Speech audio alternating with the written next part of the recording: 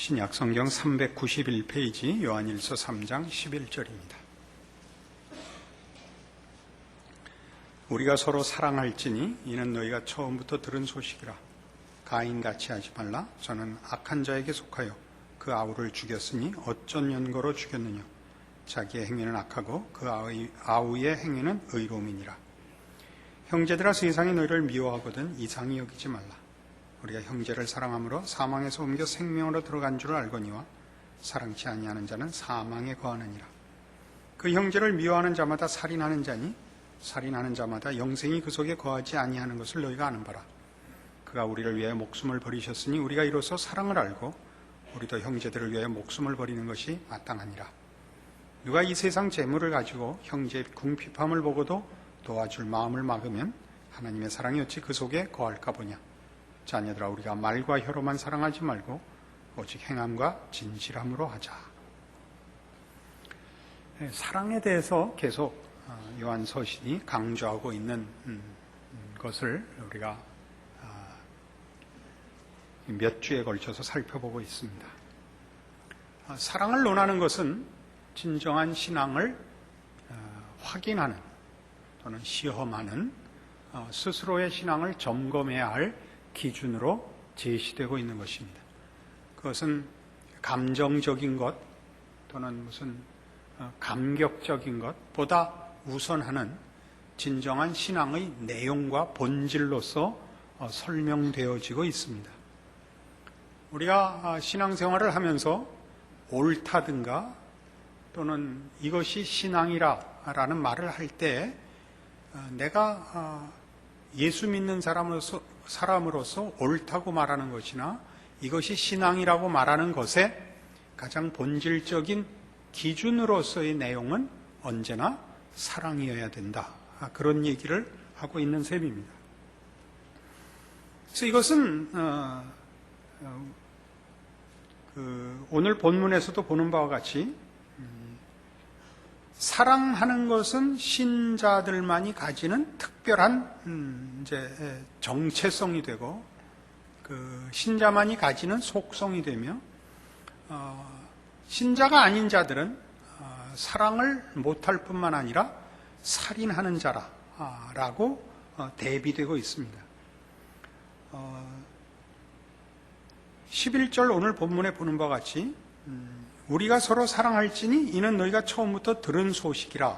이것이 신앙 공동체의 모든 회원들에게 적용되는 내용이고, 가인같이 하지 말라. 저는 악한 자에게 속하여 그 아우를 죽였으니 어찐 연고로 죽였느냐 라고 지칭되는 살인하는 자들은 악한 자들이요 예수 그리스도 안에서 구원받지 못한 자들을 지칭하고 있습니다. 14절로 오면 우리가 형제를 사랑함으로 사망에서 옮겨 생명으로 들어간 줄을 알고 사랑치 아니하는 자는 사망에 거한다고 또 나누고 있습니다. 그 형제를 미워하는 자마다 살인하는 자니 살인하는 자마다 영생이 그 속에 거하지 아니하는 것을 너희가 아는 바라. 이렇게 나누고 있습니다. 그래서 이제 우리 신자들의 진정한 속성 또는 본질, 확인을 사랑으로 해야 하고, 사랑에 속하지 않으면 그는 아직도 영생에 속하지 않으며 예수 안에 있지 않다라고 말할 수 있습니다. 물론 이렇게 극단적인 이분법으로 신자들을 나눌 수는 없습니다. 신앙이 어려서 또는 신앙상의 이해가 충분치 않아서 구원함을 얻었고 영생을 소유하고 있으나 사랑에 충분히 필요한 만큼 또는 꼭 해야 하는 수준만큼 사랑을 이해하거나 발휘하지 못할 수 있습니다. 그러나 지금 이 요한 서신에서 이 문제를 이렇게까지 좀 심하다 싶을 만큼 강조하는 이유는 우리가 신앙적인 점검을 하거나 기준을 설정하거나 판단을 할 때에 언제나 사랑으로서 판단해라 그것이 아무리 옳고 아무리 명분 있는 것이라 할지라도 거기에 사랑의 요소가 빠져 있으면 잘못 가는 것이라 라는 얘기를 하고 있는 셈입니다. 그래서 우리는 이 문제에 반대편에 속하는 것을 조금 더 철저히 확인해 볼 필요가 있습니다. 그건 뭐냐 하면 14절에 있는 바와 같이, 아니 15절이죠. 그 형제를 미워하는 자마다 살인하는 자요, 살인하는 자는 영생에 속하지 못한다 하는 이 부분입니다. 미워하는 것, 살인하는 것은 우리 사랑하는 것, 우리 신자들의 사랑이라는 것과 대비되는 가장 분명한 불신앙의 표본이고, 그런 차원에서 신자가 신앙적인 열심을 가진다고 스스로 믿으면서도 미움으로 살인으로 갈 수 있다는 것을 우리 스스로 점검해야 합니다. 우리가 갈라디아서 5장에서 보는 성령의 열매의 나열은 성령을 쫓고 있는지 육체를 쫓고 있는지를 판별하는 하나의 구별법이었습니다. 옳은 일을 하고 있고 명분 있는 일을 하고 있음에도 불구하고 열매가 분노와 질투와 당짓는 것으로 나타나거든 육체를 쫓고 있는 줄 알아라 하는 것 때문에 등장했었습니다. 참다운 구원을 얻은 사람이냐 그렇지 않은 사람이냐를 구별하자는 것이 아니라 자기는 열심을 냈고 올바른 길을 가려고 했는데도 잘못 가고 있을 수 있다는 것을 가르치고, 또 그렇게 누가 신앙의 진정한 핵심되는 이 주제를 떠나서 다른 것으로 신앙을 흔들 수 있기 때문에 지금 이 사도 요한의 서신을 받는 이 믿음의 공동체나 어느 시대의 신앙 공동체 내에도 이런 신앙의 진정한 핵심을 놓고 다른 것을 붙잡고 신앙의 경쟁을 하거나 서로 정죄하는 일이 비일비재했기 때문에 이 권면이 지금 등장하고 있습니다. 그래서 우리 모두가 이 살인하는 자, 가인에게 속한 자를 한번 확인해 볼 필요가 있습니다. 마태복음 5장입니다.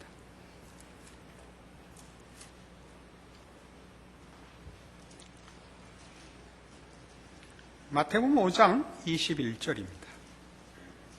옛사람에게 말한 바 살인치 말라. 누구든지 살인하면 심판을 받게 되리라 하였다는 것을 너희가 들었으나 나는 너희에게 이르노니 형제에게 노하는 자마다 심판을 받게 되고 형제를 대하여 라가라 하는 자는 공회에 잡히게 되고 미련한 놈이라 하는 자는 지옥불에 들어가게 되리라. 그러므로 예물을 제단에 드리다가 거기서 내 형제에게 원망 들을 만한 일이 있는 줄 생각나거든 예물을 제단 앞에 두고 먼저 가서 형제와 화목하고 그 후에 와서 예물을 드리라. 이 21절부터 시작해서 이 살인, 간음, 맹세 이렇게 예수님께서 율법의 진정한 의미 또는 신앙의 진정한 내용을 설명해 나가십니다. 이 내용은 다 20절에 있는 내가 너희에게 이르노니 너희 의가 서기관과 바리새인보다 더 낫지 못하면 결단코 천국에 들어가지 못하리라를 설명하는 부분이기도 합니다.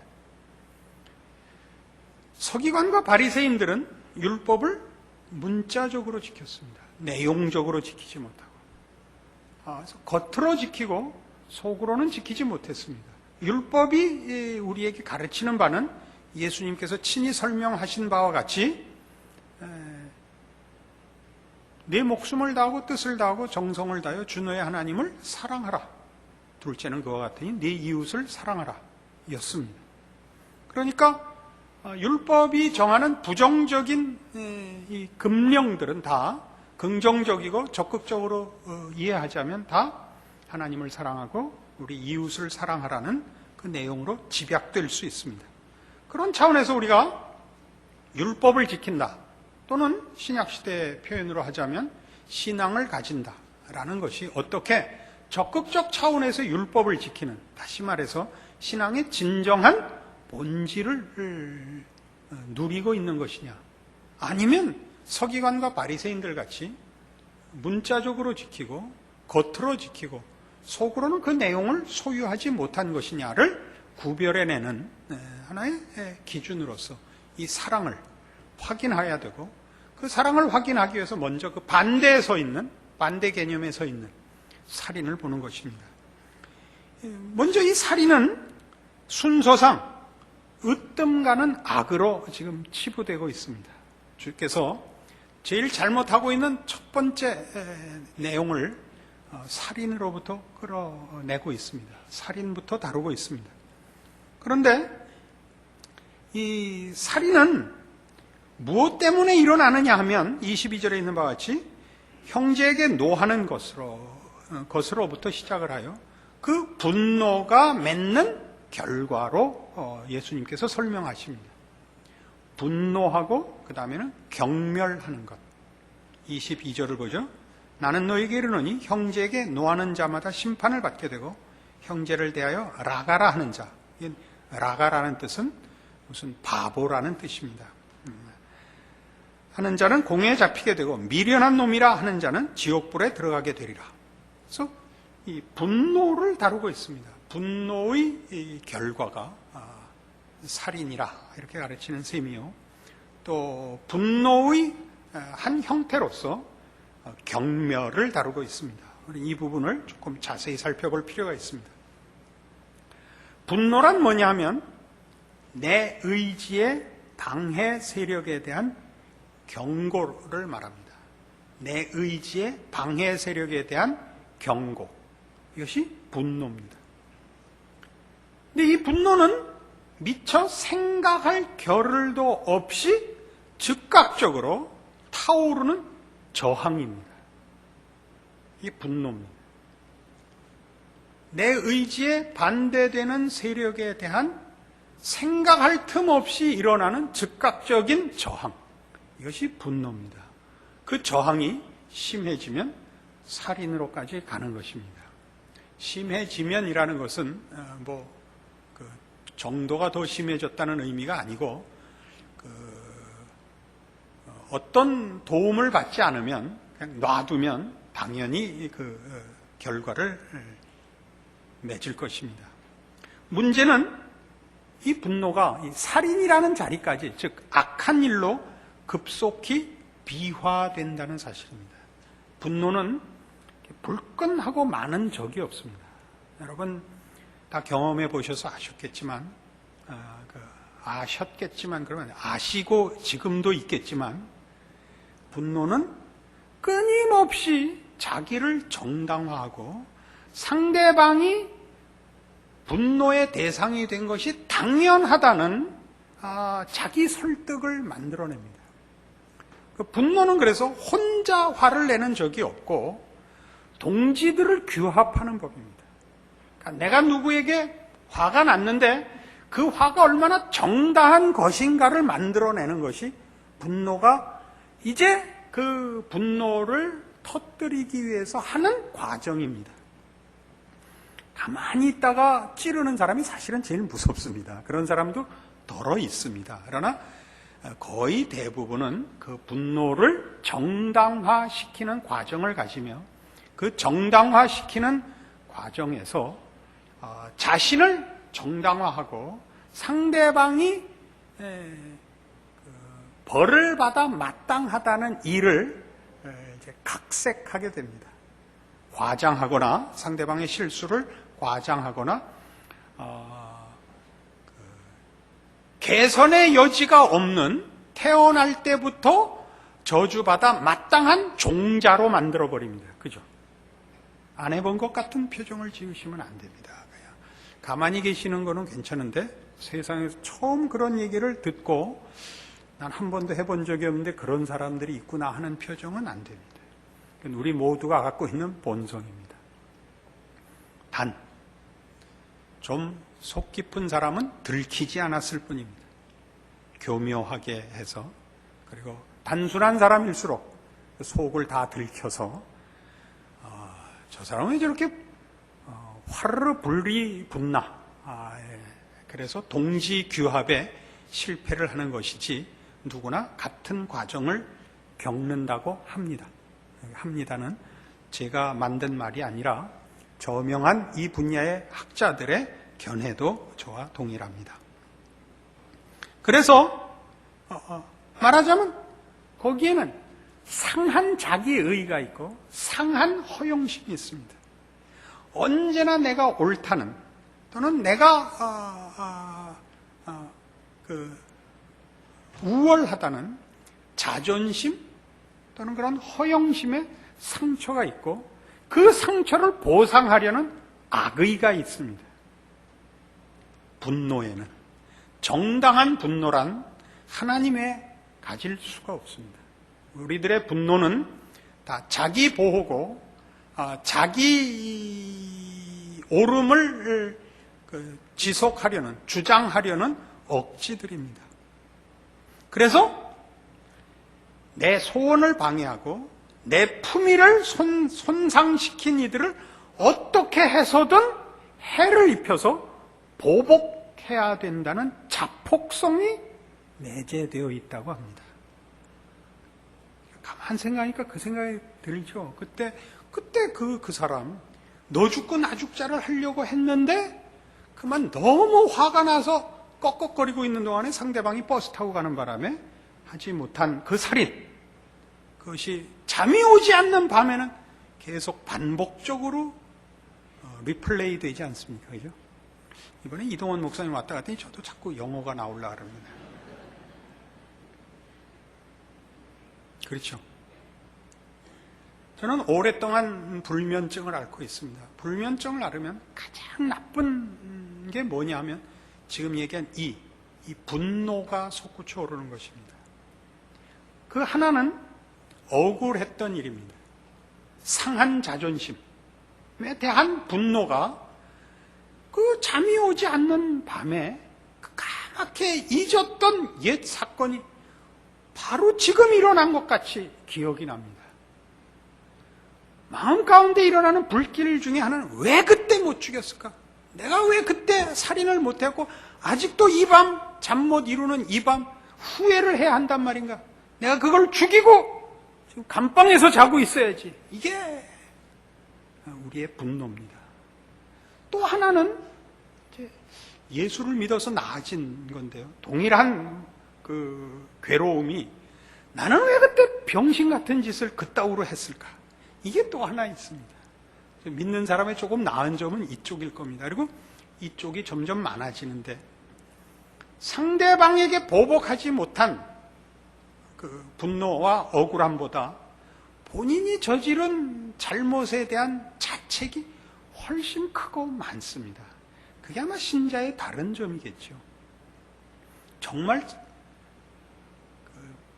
이것 때문에 잠을 못 자는 게 아니라 잠이 안 오는 바람에 생각이 나서 이게 이제 결국 상승 효과를 가져오는 것 같습니다.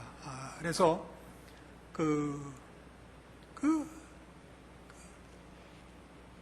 스스로 모든 인간이 죄인이며 하나님 앞에 은혜를 필요로 하고 용서를 필요로 한다는 것을 인간이라고 말을 할 수 없는 경지에 가게 됩니다. 내가 어느 누구보다도 내가 이렇게 사도 바울이 내가 죄인 중에 괴순이라는 그 경지에 아니 갈 수가 없습니다. 신앙이 좋아서가 아니라 하나님이 그 문제를 나에게 확인시켜서 스스로 맞습니다.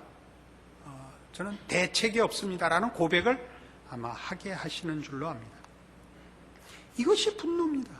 이 악의를 가지며 자폭성을 가지도록까지 우리를 몰아붙이는 분노입니다. 이 분노야말로 살인을 결과시키는 거의 유일한 원인이고 동기일 것입니다. 그런데 이것은 지금 마태복음 5장에서 보는 바와 같이 분노는 멸시를 동반합니다. 그러니까 자기의를 보호하는 것과 함께 자기의 분노를 정당화하기 위해서는 상대방이 욕먹어 싸다, 죽여도 괜찮다라는 상대방의 비하, 수준 이하의 심판과 정죄를 받아 마땅하다는 핑계를 만들어야 합니다. 그것이 상대방에 대한 멸시로 나옵니다. 멸시받아 싸다는 걸로 나오는데, 멸시는 분노보다 더 심한 것은 아닐 수 있지만 분노에 속해 있는 것이죠. 분노보다 더 상대방에게 입히는 그 상처가 큽니다. 죽이는 것보다 더 큰데, 왜냐하면 멸시는 분노보다 더 심하게 사회적 유대 관계를 깬답니다. 우리 이해하기 좋게 하자면 왕따를 시키는 겁니다. 참 큰 문제죠. 여러분 마음속에 생각을 해보십시오. 우리가 진정한 신앙인인가? 라고 물을 때 우리 마음에 누구는 용서할 수 없는 사람이 있고, 그리고 그 사람은 나만 미워하지 않고 우리 아는 모든 공동체가 공동의 적을 삼았으면 좋겠다라는 생각이 든다면 여러분은 신앙인이 아닌 겁니다. 구원을 못 받았다는 뜻이 아니라 구원은 받았으나 하나도 신자다운 데가 없는 겁니다. 즉 서기관과 바리새인의 의보다 나은 것이 없는 신앙 상태인 것입니다. 살인은 안 했을지라도 사실상 살인한 자 이상의 자리에 가 있는, 참으로 하나님의 백성으로 거듭난 자가 가져야 하는 진정한 복, 사랑을 누리지 못하는 자라는 사실을 확인하셔야 됩니다. 그래서 이 문제를 지금 마태복음 5장에서 보면 어디로 끌고 가느냐 하면 23절에 그러므로 라고 결론을 짓습니다. 예물을 제단에 드리다가 거기서 네 형제에게 원망 들을 만한 일이 있는 줄 생각나거든 예물을 제단 앞에 두고 먼저 가서 형제와 화목하고 그 후에 와서 예물을 드리라. 왜 이런 얘기를 하죠? 종교 행위 정도로 때우지 마라 이겁니다. 기독교 신앙의 내용을 종교적인 형태나 어떤 행위나 명분으로 때울 수는 없다 이겁니다. 기독교 신앙의 그 본질적인 것은 그 신앙의 내용이 각 영혼과 인격의 내용이 되어야 한다는 사실입니다. 우리 공동체의 내용이 아니고 각 개인 각자가 그의 신앙 고백을 자신의 성품과 속성으로 가지지 않는 한 그것은 의미가 없습니다. 예를 들면 대한민국 사람의 50%가 담배를 핀다고 합시다. 그럼 각각이 50%씩 담배를 피는 건 아닙니다. 피는 자는 100% 피고 안 피우는 자는 100% 안 피우는 겁니다. 우리 교회 성도들의 50%가 사랑을 신앙의 가장 중요한 내용으로 알고 있다. 그런 것은 각각 50% 정도만 알고 있는 것이 아니라 누구는 100%고 누구는 꽝일 것입니다. 매우 중요한 문제입니다. 그러니까 사랑이란 뭐냐 할 때 우리가 무엇부터 확인해야 됐었다고요? 예수 안에서 구원받은 자의 진정한 영적 내용, 구원받은 내용으로 들어가 볼 때 그것은 사랑이 최고의 본질이었고, 그러니까 구원을 받지 못한 자에게는 이 사랑이 들어갈 자리가 없으며 그들은 살인한 자였다. 살인한 자라는 것은 이렇게 미움으로 점철되어 있는, 분노로 점철되어 있는, 자기와 주변 사람들을 다 함께 죽이는 자폭성에 붙잡혀 있는. 그래서 오늘 우리 본문에서는 뭐라고 되어 있느냐 하면, 다시 본문으로 요한일서 3장으로 돌아오시면 3장 14절, 우리가 형제를 사랑함으로 사망에서 옮겨 생명으로 들어간 줄을 알거니와 사랑치 아니하는 자는 사망에 거하느니라. 그 자신도 죽어 있고 남도 죽이는 자인 것입니다. 사망에 거하고 있습니다. 영생에 속한다, 생명을 갖고 있다라는 것은 우리의 생명은 사랑과 분리된 생명일 수 없으며 우리의 오름은 사랑과 분리된 오름일 수 없습니다. 이것이 이 요한서신이 가르치는 내용입니다. 그래서 사랑하는 자들은 예수로 말미암아 얻은 그 생명이 사랑이라는 본질로서의 생명이기 때문에 사랑할 수밖에 없다. 그가 나누는 생명, 그가 나누는 진리, 그가 전하는 구원, 그가 권하는 믿음들은 다 본질상 사랑이라. 그러니까 우리의 전도는, 우리의 신앙 행위는, 우리의 존재는, 신자로서의 우리의 삶의 모든 원리와 태도와 방법과 자태는 사랑이라는 본질로 모아진다. 이렇게 가르치는 것입니다. 그러니까 여러분이 요한서신을 읽어보면 사랑이 반복해서 모든 문제에 사랑으로 언급되고 표현되고 그것이 이유가 되고 내용이 되고 하는 이유는 여기에 있습니다. 신자가 사랑을 해야 되는 것은 신자이니까 그 다음에 져야 할 책임이나 덕목으로 소개되는 것이 아니라 믿는다는 말이 가지는 내용 자체가, 믿음이 뭐냐 그러면 예수 그리스도의 사랑을 믿는 것이라 이렇게 얘기해도 괜찮다고 얘기할 만큼 본질적인 것이요, 우리가 받은 구원이 뭐냐고 할 때 예수 안에 있는 하나님의 생명이라고 얘기하자면 그 생명은 사랑하는 생명이라 라고 얘기해야 된다, 그런 뜻입니다. 우리는 사실 우리 신앙인으로서 믿지 않는 자들 앞에 또는 믿는 자들 사이에도 우리는 은근히 우월감을 가지기 일쑤입니다. 사랑은 무례히 행치 않는다. 굉장히 중요한 표현입니다. 우리는 세상에 대해서나 믿는 공동체 내에서 무례한 짓을 많이 합니다. 그 무례의 근거가 뭡니까? 우월감입니다. 무례의 근거는 우월감입니다. 여러분 서양에 여행을 가시거나 뭐 이런저런 이유로 다녀보시면 누구나 이렇게 저렇게 직접적으로 간접적으로 당해보신 일이 인종차별입니다. 그들이 우리를 인종차별하는 것은 본인들이 가진 우월감 때문입니다. 그 우월감은 어디서 나온 건지 알 수 없습니다. 아마 선진화된 물질 문명, 앞서간 어떤 문화, 이런 것들이 그 이유겠죠. 생긴 거는 아닌 것 같습니다. 어느 나라 사람이 더 잘생겼느냐는 참 애매합니다.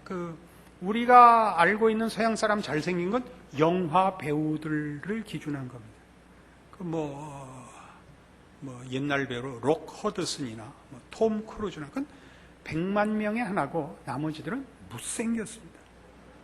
그 못생긴 것은 이루 필설로 설명할 수가 없습니다.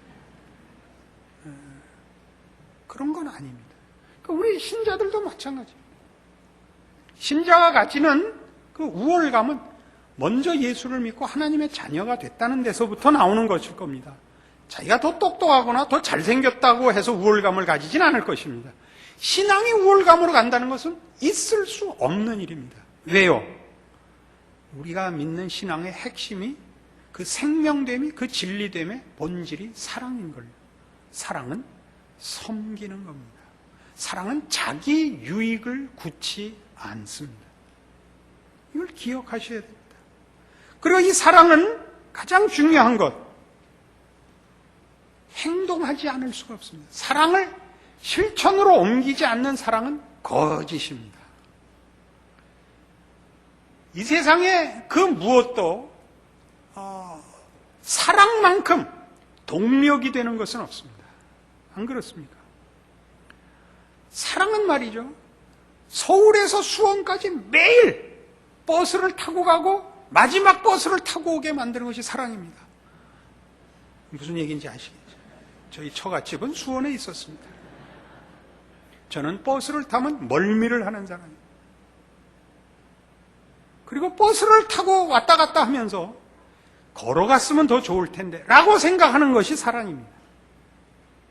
누구는 서울역에서 왕십리까지를 늘 걸었다고 합니다. 그리고 그것이 짧은 것을 늘 한탄했다고 합니다. 지금은 그렇지 않답니다. 나는 이대원 목사라고 이름은 밝힐 수 없습니다. 마음의 성향은 행위하고자 하는 의지를 포함하고 있고, 이런 의지를 떠나서 사랑을 논하는 것 자체는 의미 없는 일입니다. 사랑이란 그런 것입니다. 기독교 신앙이란 그런 것입니다.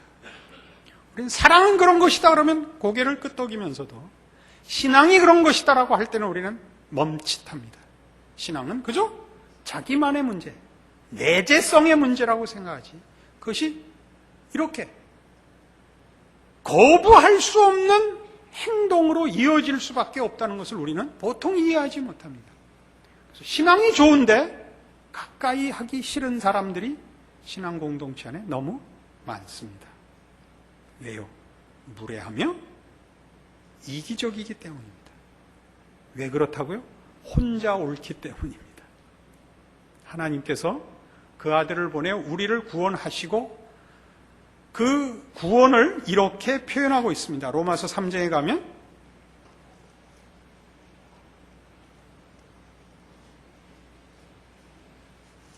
로마서 3장 23절 모든 사람이 죄를 범하였으며 하나님의 영광에 이르지 못하더니 그리스도 예수 안에 있는 구속으로 말미암아 하나님의 은혜로 값없이 의롭다 하심을 얻은 자 되었느니라. 이 예수를 하나님이 그의 피로 인하여 믿음으로 말미암는 화목 제물로 세우셨으니 이는 하나님께서 길이 참으시는 중에 전에 지은 죄를 간과하심으로 자기의 의로우심을 나타내려 하심이니 곧 이때 자기의 의로우심을 나타내사 자기도 의로우시며 또한 예수 믿는 자를 의롭다 하려 하심이니라. 구원에 관하여 구원의 그 내용 속에 중요한 하나의 내용이 뭐냐 하면 하나님이 의로우신 분이라는 증거라는 사실이 나타났다는 겁니다. 하나님이 어떻게 의로우시냐? 그의 의로우심은 불의를 정죄하고 불의를 들춰내는 것으로 대비된 의로움이 아니고 불의한 자를 의롭게 만드는 은혜를 베풀음으로써 나타나는 의로움입니다.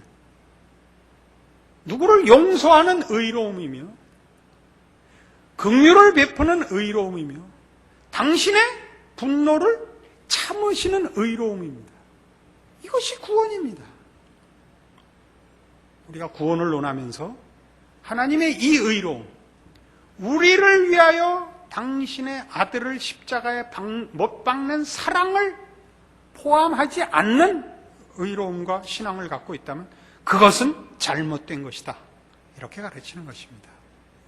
이 문제에 우리가 유념해야 되고 틀리지 않아야 하는 것은 우리의 신앙 고백을, 우리의 생명과 진리를 또는 옳음을 이 사랑으로서 소유하고 있으면 그 자신이 행복합니다. 사랑은 하는 자가 복됩니다. 여러분 모두를 이 말씀에 비추어서 여러분의 신앙 고백과 신앙 행위를 점검하시고 여러분의 구원이 혼자 즐거운 구원이 아니라 모두에게 복된, 그래서 여러분 자신에게 행복한 구원과 신앙 고백이 되는 오늘의 말씀이기를 바랍니다. 기도하십시다. 하나님 아버지 은혜를 감사합니다. 우리로 주의 사랑 안에 거하게 하시고 또 그리고 사랑하게 하셔서 감사합니다. 주의 풍성한 사랑을 누리게 하시며 주의 풍성한 사랑으로 또 이웃을 찾아가고 우리의 존재와 삶을 통하여 주의 사랑이 기적을 이루어내는 일에 우리가 하나님의 자녀되게 하신 것을 인하여 또 감사드립니다. 우리 마음에 미움을 몰아내고 저 사망에 속한 분노를 몰아내고 이기심과 자긍심을 몰아내고 주 예수 안에 있는 하나님의 사랑에 거하는 진정한 믿음을 가지게 하시며 사랑을 실천하게 하사 주를 믿는다 고백하는 고백이 갖는 큰 기적들을 누리고 사는 저희들 되게 하여 주시옵소서. 예수님 이름으로 기도합니다. 아멘.